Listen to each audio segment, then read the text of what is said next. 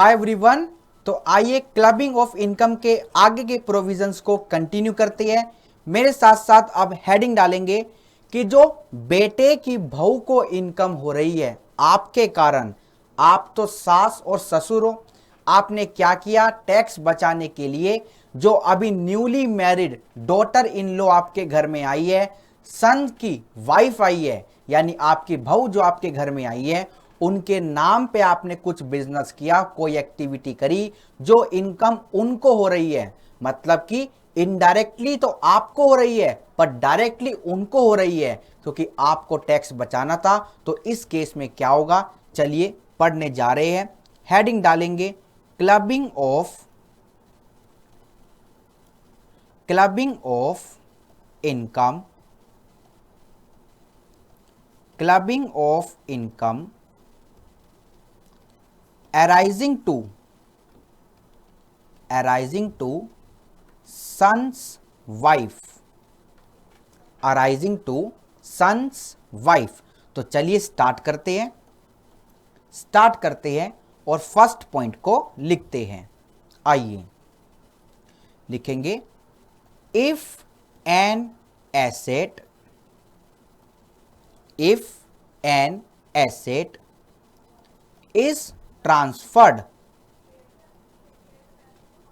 is transferred by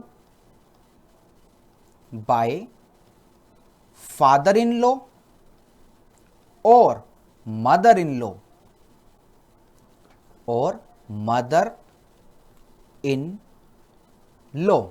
ठीक है जी। किसको करा, टू देयर सन्स वाइफ, यानी कि अपनी बहू को। ठीक है जी, बात समझ आई। क्या किया, ऐसे ट्रांसफर किया विदाउट एडिक्वेट कंसिडरेशन। बड़े बड़े घरों में यही बातें होती है कि ऐसा करेंगे वैसा करेंगे। तो जब बेटे की शादी होती है तो इनका दिमाग खुशी से ज्यादा टैक्स प्लानिंग पर चलता है। Without adequate consideration, without adequate consideration. तो फिर क्या होगा, then an income arising on such transferred asset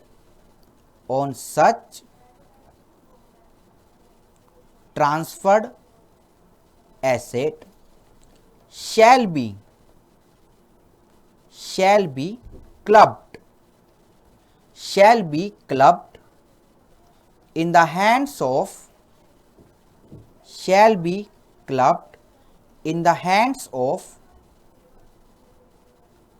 father-in-law और mother-in-law। भाई इन दोनों ने तो ये प्लानिंग करी या फिर इनमें से किसी एक ने। जिसने भी एसेट को ट्रांसफर किया उसको टैक्स देना पड़ेगा। तो आप सिनेरियो समझ गए ना, फादर इन लॉ या मदर इन लॉ, इन दोनों में से किसी ने एक ने क्या किया या दोनों ने क्या किया, एक एसेट को ट्रांसफर कर दिया अपने बेटे की बहू को। तो जो इनकम उस एसेट से होगी उसको क्लब कर दिया जाएगा इन the hands of father in law और मदर इन लॉ। ठीक है जी, चलिए दूसरा पॉइंट लिखते हैं। लिखेंगे, if such transferred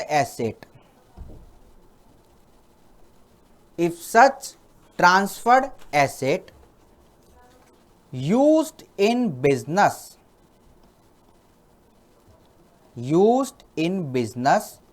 or introduced as capital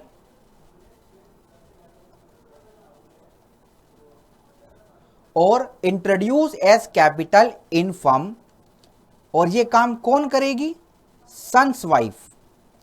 जैसे हमने पहले भी बात की थी, कोई एसेट आपने स्पाउस को दिया और उसने उस एसेट को बिजनेस में लगा लिया या फिर फर्म में एज कैपिटल इंट्रोड्यूस कर दिया, तो यहां पे ये काम किसने किया, बेटे की बहू ने किया। ठीक है, तो इस केस में क्या होगा, लिखेंगे then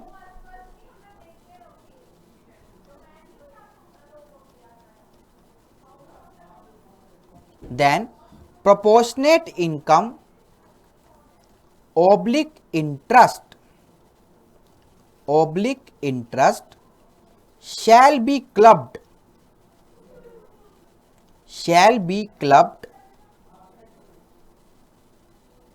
in the hands of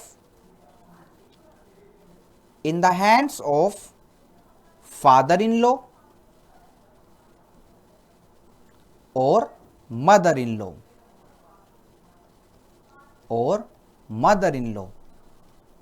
again sir ये प्रोपोर्शनेट वर्ड यूज क्यों किया, सारी इनकम थोड़ी जो उस एसेट से हुई है उसको क्लब कर दिया जाएगा। अब देखेंगे ये प्रोपोर्शनेट इनकम कैसे निकालनी है। Such proportionate income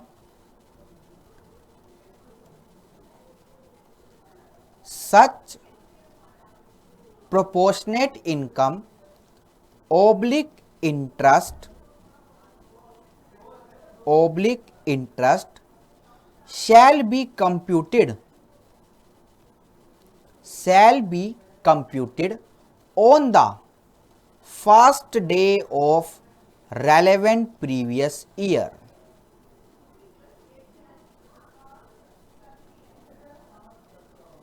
relevant previous year यानी जिस भी साल की बात हो रही है। लिखेंगे fourth and last point of this topic, fourth और लास्ट पॉइंट लिखेंगे, ये भी मिलता जुलता है। चलिए मैं आपको लिखवाता हूं। If an asset is transferred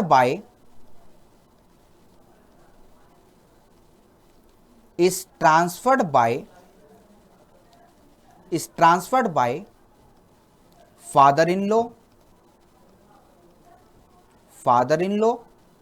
or mother-in-law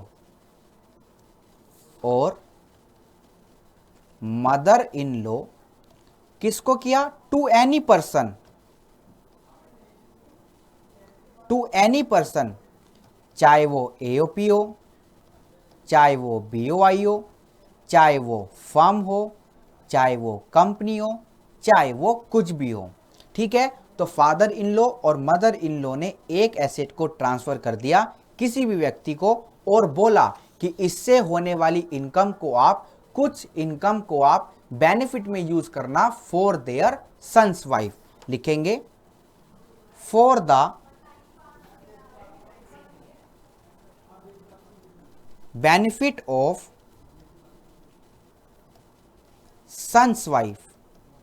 तो इस केस में क्या होगा, लिखेंगे then up to such benefit, जितना भी बेनिफिट प्रोवाइड किया गया, up to such benefit comma income from such asset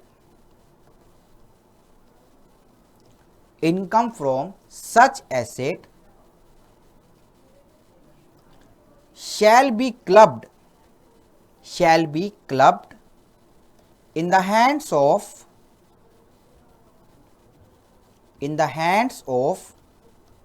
father-in-law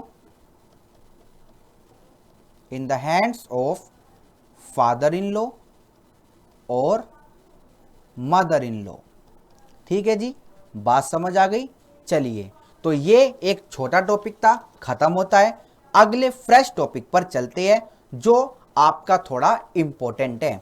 अब हम देखने जा रहे हैं माइनर चिल्ड्रन की इनकम जो होती है उसको क्लब कर दिया जाता है पेरेंट्स के हाथ में, और पेरेंट्स में भी झगड़ा होता है कि हस्बैंड टैक्स देंगे या वाइफ टैक्स देंगे। तो जिसकी इनकम हायर होगी उनको टैक्स देना पड़ेगा, और एक बार क्लबिंग जिसके ऊपर भी लग गई सब्सिक्वेंट ईयर में उनको ही टैक्स देना पड़ेगा। तो चलिए हेडिंग लिखेंगे क्लबिंग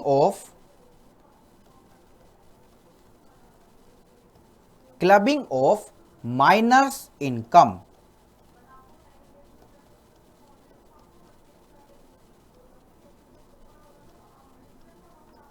ठीक है जी, चलिए आइए लिखेंगे point number first. Point number first लिखेंगे all income of a minor shall be clubbed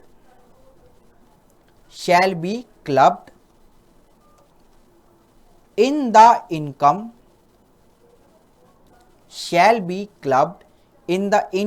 of parent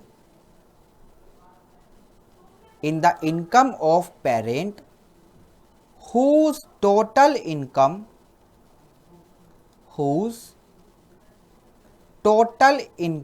is higher,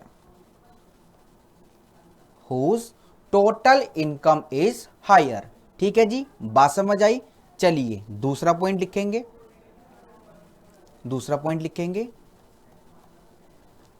there is a exemption.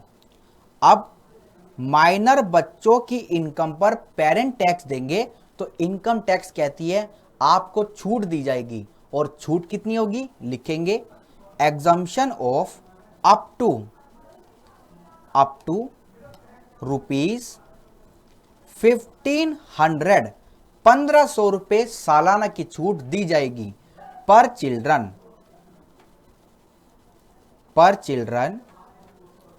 which can be claimed by such parent,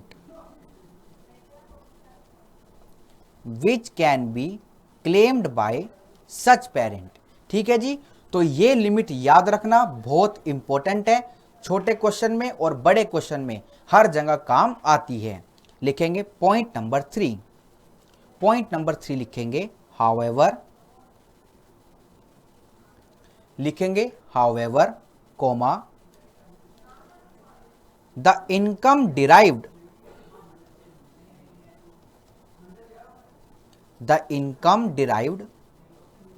by the minor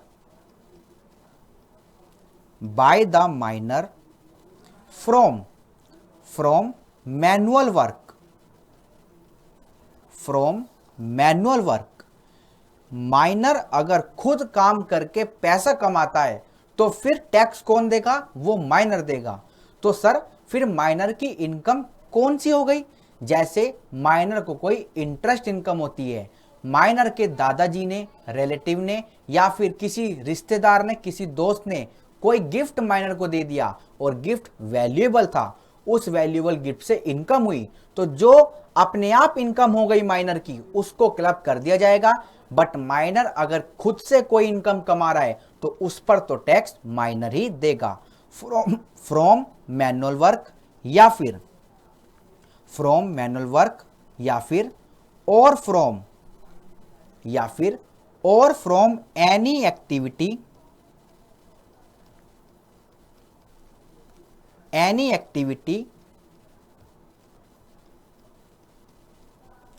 involving his skill talent, जैसे बच्चों के बहुत सारे show आते हैं, Indian idol आता है, सारेगामापा आता है, कॉमेडी के आते हैं, कोई भी उनकी कला से रिलेटेड अगर उन्होंने पैसा कमाया है तो उस पर टैक्स वही देंगे। या फिर स्पेशलाइज्ड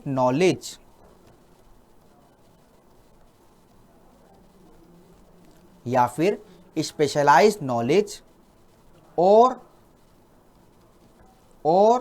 एक्सपीरियंस, तो फिर क्या होगा, देन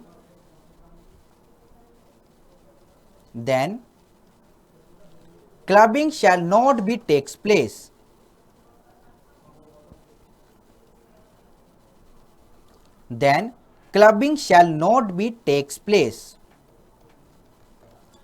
अब एक बहुत important point,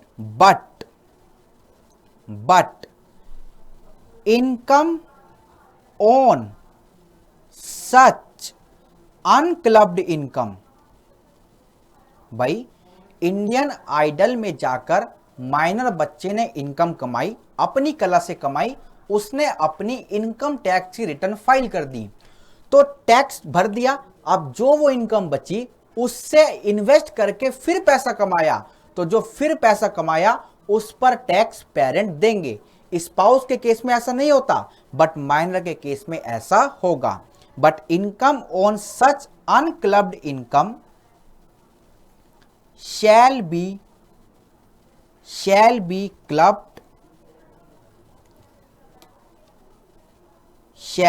clubbed in the hands of parents.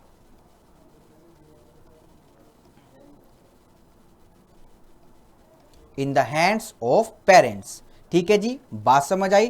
तो दोबारा बोलना चाहूंगा, ये पॉइंट आपका बहुत इंपॉर्टेंट है। अगले पॉइंट पर चलेंगे, पॉइंट नंबर 4। पॉइंट नंबर 4 कहता है it is important to note that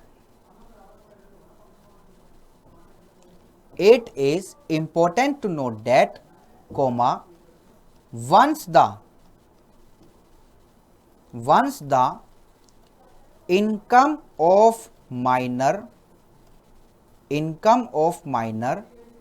is clubbed in the hands of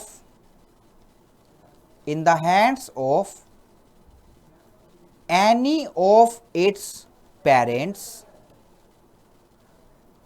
मतलब मैं ये बताना चाहता हूं, एक बार चाहे फादर के हाथ में क्लबिंग के प्रोविजन लग गए हो, चाहे मदर के हाथ में, जिसके ऊपर भी क्लबिंग के प्रोविजन लग गए, तो सब्सिक्वेंट ईयर में भी उनको ही टैक्स देना पड़ेगा।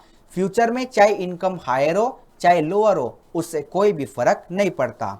ठीक है, तो हम क्या लिख रहे हैं, any of its parents then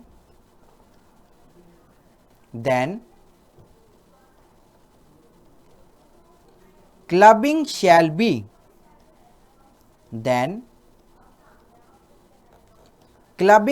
be remain same in the hands of same parent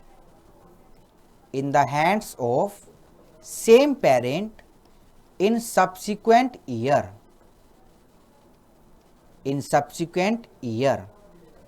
even income goes higher or lower। Future में इनकम क्या होगी इससे कोई भी फर्क नहीं पड़ता।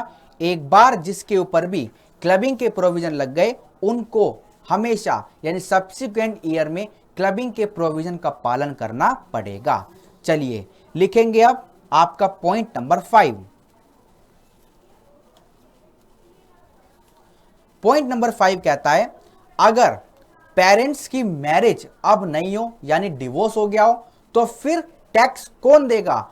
तो जो भी बच्चे की देखभाल करेगा उसको टैक्स देना पड़ेगा। लिखेंगे where the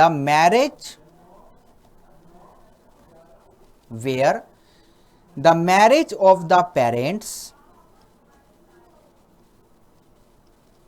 does not subsist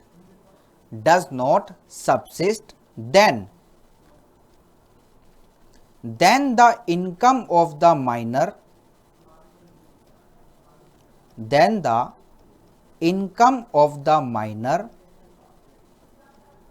shall be clubbed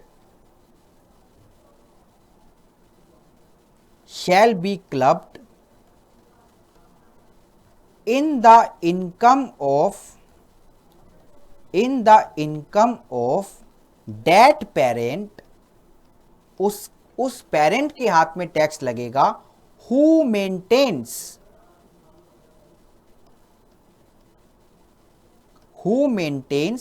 the minor child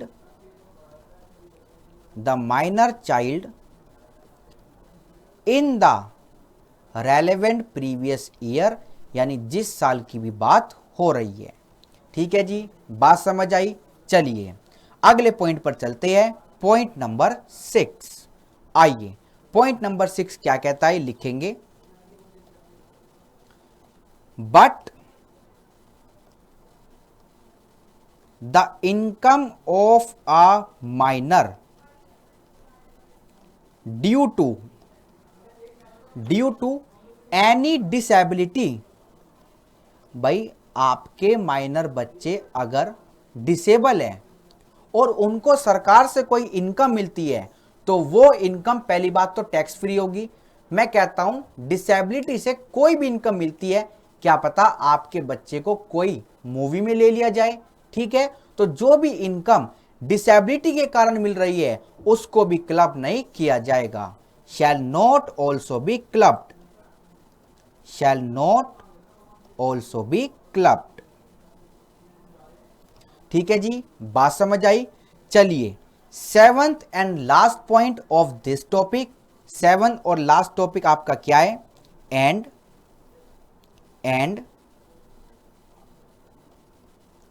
clubbing provisions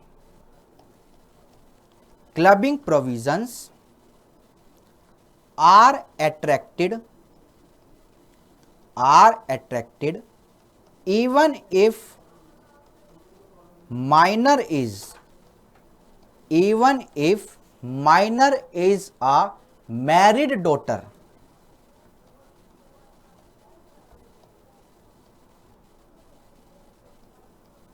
married daughter, क्या पता इन केस जो वो माइनर बच्चा है यानी जो माइनर लड़की है, क्या पता उसकी शादी हुई भी हो, तो अगर वो माइनर एक मैरिड डॉटर है तो भी क्लबिंग के प्रोविजन आपके लग जाएंगे। ठीक है जी, बात समझ आती है। चलिए फटाफट से नोट कीजिए, फिर अपने क्लबिंग के प्रोविजन को आगे बढ़ाते हैं।